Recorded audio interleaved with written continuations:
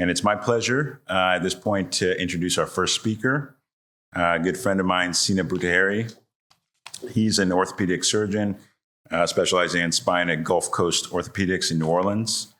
And he will be giving us a presentation on the nuances of management of spinal osteodiscitis and evidence-based approach. And quick shout out, Sina is the recent recipient of an R01 grant, which is incredibly rare for a full-time clinical surgeon. So just a quick round of applause for Sina and his efforts in that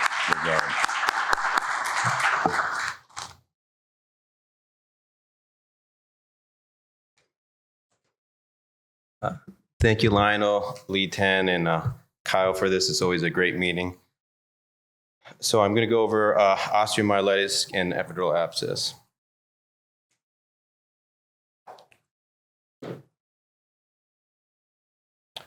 So disclosures, NIH funding has nothing to do with antibiotics or osteomyelitis. It's specific about spinal cord regeneration and improvements in spinal cord regeneration.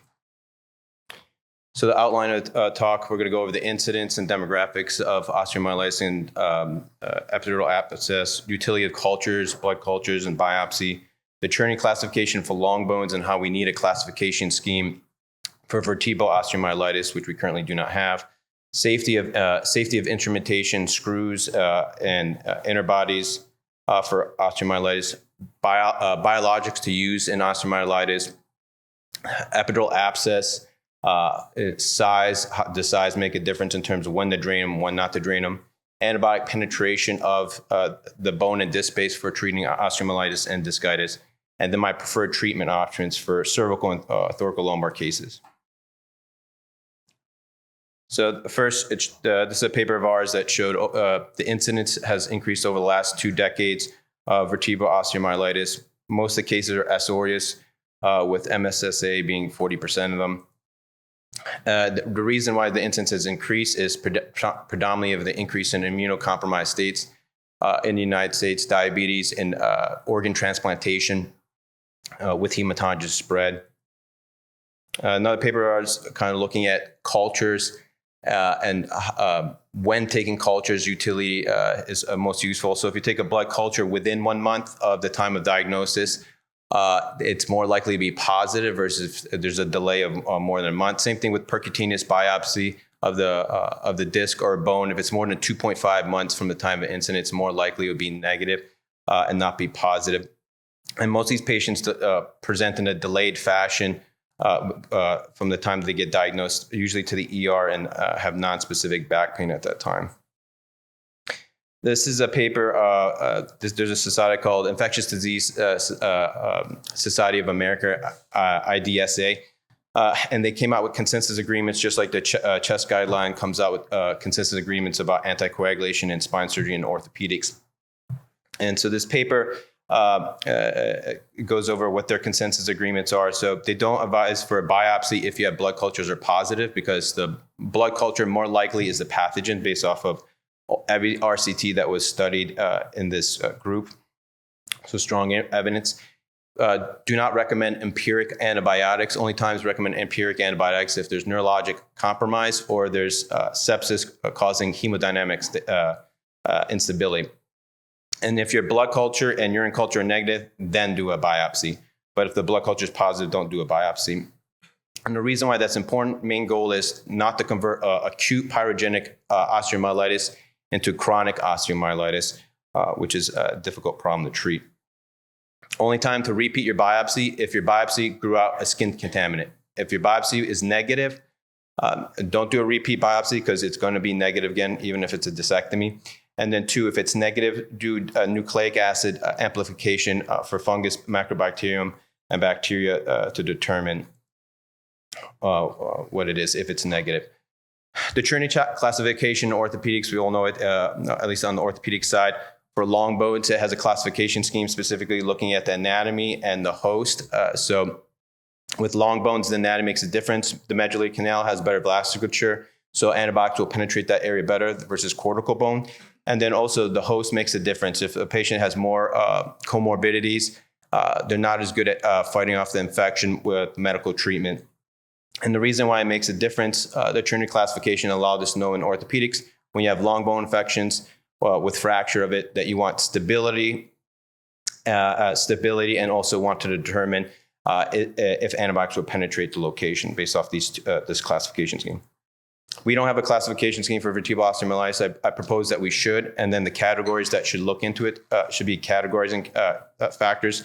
One is the host. If the patient is a vasculopath, immunocompromised, they're not going to fight off the infections well.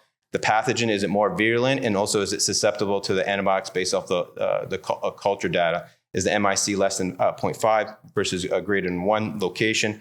Does it have good vascularity where the infection is? Are the neural elements compromised or compressed? Size makes a difference, particularly in epidural abscess versus phlegmon, and we'll go over that. Neurologic status makes a difference. Stability, is there mechanical stability at the interbody space that you're addressing? And then is it acute versus chronic? And those are proposals I have for classification and categories. This is a paper of ours looking at instrumentation. Is instrumentation safe? A lot of people thought that placing titanium or any other metal, that it wouldn't be safe when you have infection. Let's look at 104 patients that we surgically treated. And the patients that were instrumented, as you can see, they had more instability preoperatively, more neurologic compromise and symptoms, and larger infection size. However, their clearance infection, mortality rate, ODI, was the same as non-instrumented cases, so decompressions versus instrumented cases. In terms of instrumentation, titanium, I recommend, again, it's because of this smoother nano surface and a thicker surface oxide layer, which a larger oxide layer is both antimicrobial, also prevents biofilm formation. And then you can also, from this paper, show that you can instrument immediately and not have concerns for that. That was a big concern. If there's infection, can you immediately instrument? But you can. And then if there is gross pus in the location, consider doing instrumentation exchange. So initially, when you instrument, undersize your screw by 1 millimeter in terms of diameter and 5 millimeters in terms of length, and then re-instrument once you do your definitive care. And then in terms of instrumentation, interbodies and corpectomies are safe. And then we've moved more towards PEEK and a metal for the interbodies, as before we were using structural allograft or autograft because we were concerned about metal and plastic. But again, they're safe. There's theoretical benefits of metal, as we went over, in terms of biofilm and bacteria colonization. And then in terms of instrumentation, do you do complete resection at the infected level in terms of the interbody space or facet joints, or do you do partial resection? I think in acute cases, it's dealer's choice in terms of your analysis of the CT and MRI. We'll go over that in a little bit. And then in chronic cases, it depends. Is it chronic with residual infection where there's still gross pus in the bone or surrounding soft tissue? If there is, then do a complete resection. If it's just phlegmatous disease, then just do partial resection and restore anterior column support. And then when you do these partial resections versus complete partial resections, I recommend telescoping the cage past the infected area, but you don't have to go to the adjacent non-infected areas. Beforehand, we always thought you have to go end plate to end plate of non-infected areas. That's not true. And the reason why is that if you have an infection of the vertebral body of L3 and L4, if you want to do a complete resection, you have to do a 2-level corpectomy and have a cage span from the end plate of 2 to 5, which is completely different of spanning a cage from the cancellous bone of 3 to 4. Less morbidity, less retractor time, less risk. And then again, a lot of these chronic cases, it's burnt out infections, not true gross pus. Biologics, BMP is great. It treats the infection itself because it's osteolytic and also has it's inflammatory. DBMs are safe. Ceramics, there's questionability if it's safe because of the increased surface area with bacteria sticking to it. In terms of biologics, you want to be aggressive with it because once you fuse the spine, the infection is gone. Once it's fused and it's bridged across by a biologic bone, then it's gone. So you want strong stability and strong biologics. In terms of antibiotic beads, in terms of there's one study looking at 32 patients of basically using it as a structural bone graft, which I don't recommend, and show that there's no recurrence of infection out of the 32 they did patients. In my opinion, on antibiotic beads, it's best suited for open posterior lateral fusions when you're doing it for an infection case. And then when you do it, use the small bead versus large bead because the large bead has a higher wound complication rate in terms of seroma formation. And place the bead subfascial, not superfascial, because that also increases wound complication rate.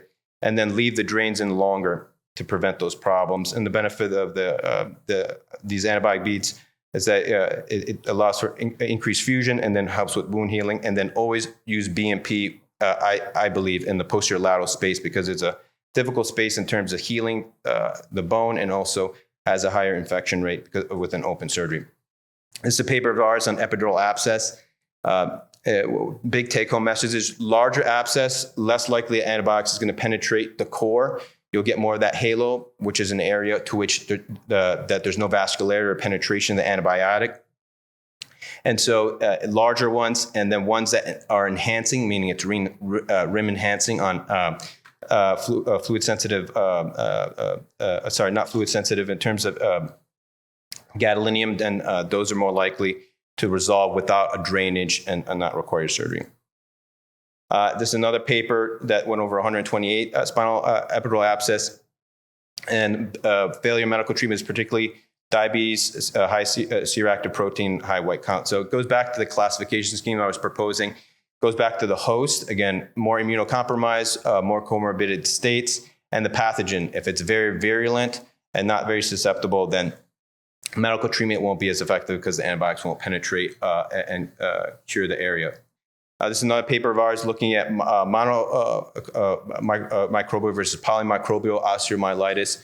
So multiple bugs versus one bug in the infected site. Same concept. When it's polymicrobial, the patients are usually older, higher mortality rate, lower clearance rate of infection, larger infection area, and more vertebral instability. So it goes back again to the host makes a difference, the pathogen in terms of virulence, and then stability, mechanical stability at the interbody space.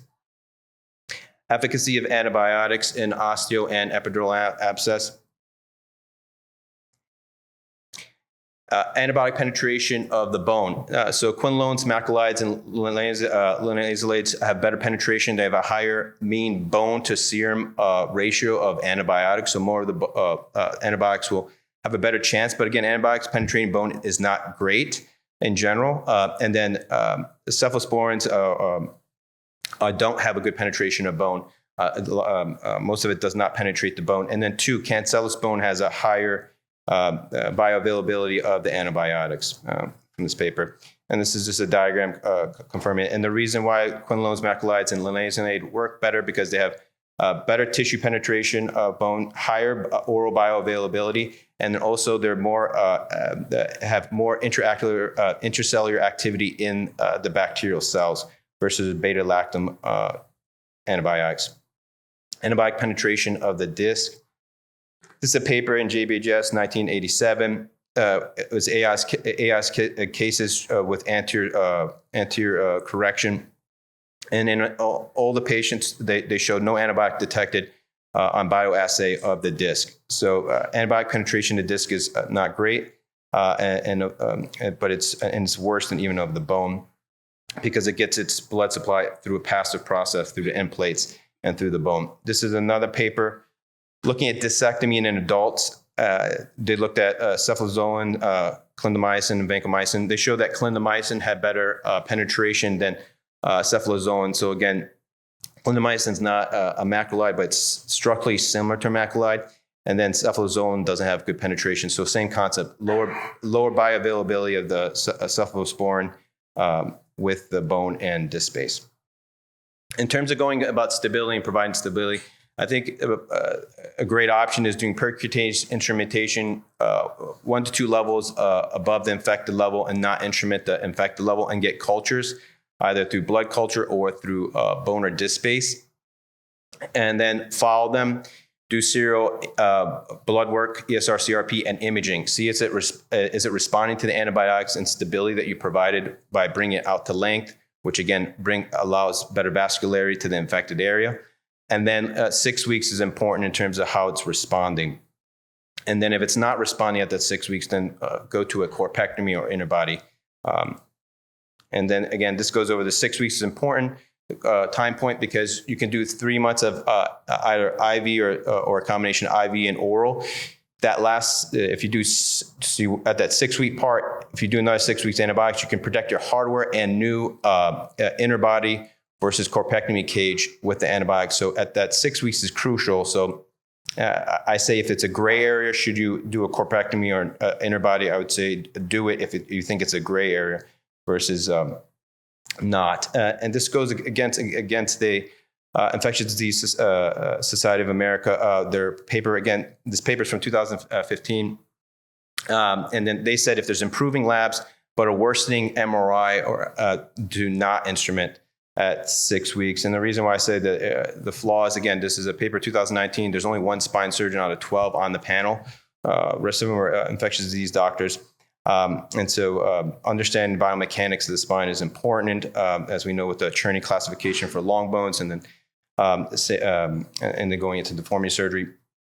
And so, the reason why too is that most of the patients that were getting surgery, they were getting open, morbid thoracolumbar surgeries versus these newer ways that we're doing it. They're less invasive, less morbid, and patients are doing better. And again, the implants have improved over the years, the cages, the instrumentation, or percutaneous as come before. So it's similar to the burst fracture data before. Wood's paper showed that patients did better with casting, non-upper treatment versus instrumentation, but instrumentation's gotten better.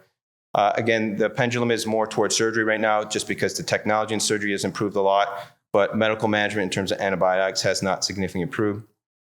Again, it's a debate like we've always gone. The infectious disease doctors are worried about antibiotic resistance and antibiotic-related side effects. That's their concerns. We're worried about catastrophic failure and necessity for further surgery. Just like with anticoagulation in spine surgery, the cardiologists are not in agreement with the neurosurgeons and orthopedic surgeons for different reasons. This is a paper out of Nature 2023 showing early treatment, surgical treatment, did better in terms of preventing relapse and failure, better in terms of mortality and length of stay. Systematic review. Short antibiotic in this paper in 2019 showed higher failure rate, except for in children. Again, children are different hosts, better vascularity, better penetration of bone and disc space, so difference in anatomy.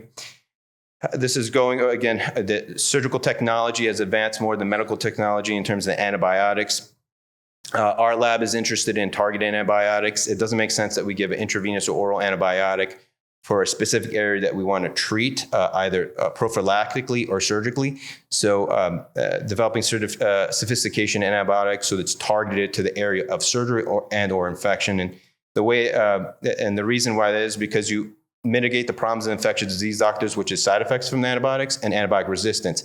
However, you get better penetration, so you'll create less resistance, less side effects, and better clearance of the infection once you optimize the antibiotics for infection. This goes over how our lab specifically kind of goes into what we call the magic bullet, where you basically maximize the bioavailability to the area of interest through either passive targeting, increasing permeability to the area of infection or prophylaxis, ligands on the antibiotic that specifically bind to the receptors that are specific to the infection, or biofilm, and then stimuli responsive in terms of pH and enzymes of the endogenous environment. Just showing the pendulum has moved more towards surgery, surgical technology to improve.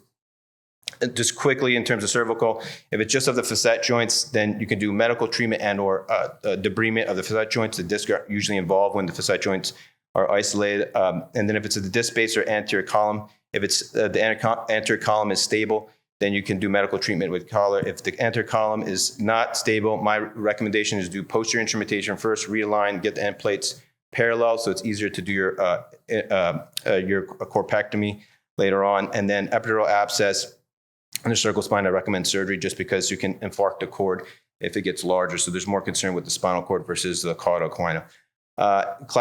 So conclusions, need a classification scheme. Do repeat testing at 6 weeks, advanced imaging and blood work. Antibiotics, I recommend for 3 months, either 6 weeks IV or 3 months IV. It depends on bioavailability. If your MIC is less than 0.5, so it's very sensitive, then you can probably get away with 6 weeks of IVs and then go oral. 6 weeks is crucial. Protect your hardware with the antibiotics. 6 weeks, you get 6 more weeks of coverage with the antibiotics. And then the main things you want to avoid this from becoming a chronic osteo case. So you're not forced to do a corpectomy in the middle of the night, which can have not as good neurologic outcome and also long-term clinical and radiographic outcome. Quick case, 2 cases. One's epidural abscess, a 58-year-old female, just with the posterior aspect, lysis the bone with an epidural abscess, laminectomy.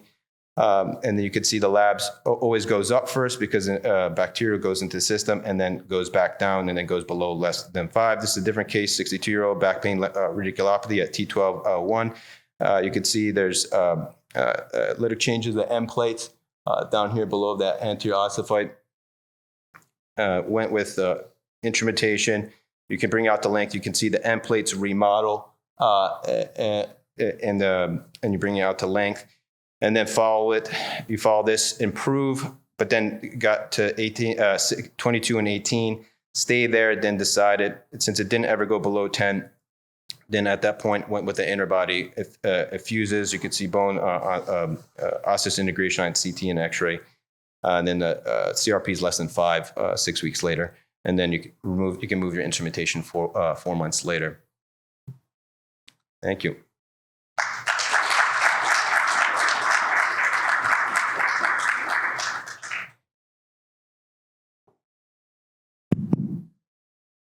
We have time for about 3 minutes of questions during the transition between speakers. Give you the honors. Excellent, Sina. I appreciated the talk. What is your approach to post-surgical infections? We've had a lot of lumbosacral fusions actually be outside in and contaminations. We didn't have the wounds properly covered, and the patients were a little bit difficult moving in bed. And a lot of them, the bugs that we had were multi-organism from poo and pee. Do you have a different approach to those? And how would you do the early infection as opposed to the ones that come in systemic? Yeah, that's a good point. So we published a study specifically. We did a lot of research on antibiotic polymers in the wounds, particularly in the cerebral palsy and neuromuscular scoliosis. And a lot of that work was at DuPont, and we published a good amount on that. So our conclusions from our papers were specifically high dose local antibiotics. Well, we did gentamicin and also looked at vancomycin, and then also looked at tobramycin in a combination. And then we also and occlusive dressing was the other part. So those were the 2 take-home messages: good wound closure and occlusive dressing. So you have to put a very occlusive dressing ioband that covers either 2 to kind of protect that area. Because again, as you explained with that, and then also same thing would be like, for instance, like sacral fractures and open surgery for that versus percutaneous high wound complication rate.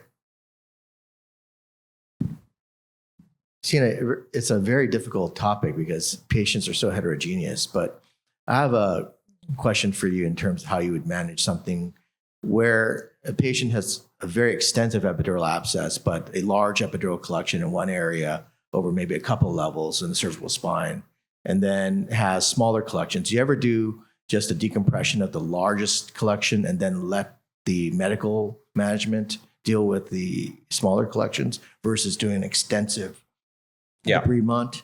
That's a good question, because I've dealt with those, multiple times. Like, so one thing you can do is skip laminectomies at the area if it's multiple in the one region, cervical or lumbar, in terms of trying to preserving. I generally, again, if it's cervical, thoracic, and lumbar, I'll do the worser area, the larger volume with spanning more areas, because then also I'm going to get good culture, so I know that will probably penetrate. And then it also depends, does it enhance with gadolinium the other areas? If it doesn't enhance, I probably would go there. You might either stage it, go back, do there, within the same admission 2 days later or something like that. But it depends on how large and then how many regional segments, cervical, thoracic, and lumbar.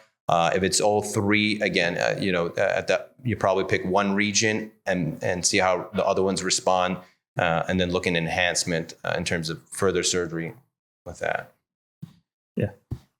Sina, thank you so much for a wonderful talk. I had sort of wanted to get your thoughts on, if someone has a thoracic epidural abscess, just your thoughts on a thoracic laminectomy alone We have seen a number of well-meaning community surgeons who want to minimize the invasiveness of their surgery, and those patients come, maybe years later after they've cleared, and there's and they have like a 60-degree kyphotic deformity and they're a type B or C host. Like, is there ever a role for a less invasive procedure up front, knowing that there may be consequences later?